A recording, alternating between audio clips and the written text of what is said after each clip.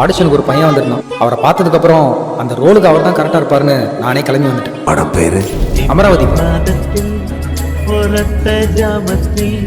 யோசிச்சு யோசிச்சு சொல்றது பேரு. நாளைக்கு இந்த உலகம் யோசிக்காம சொல்லுங்க.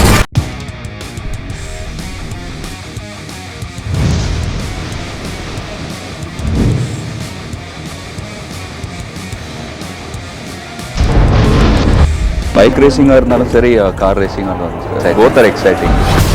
கார் பந்தயத்தின் போது ஏற்பட்ட விபத்தில் அஜித் குமார் நூல் இழையில் உயிர் தப்பினார்.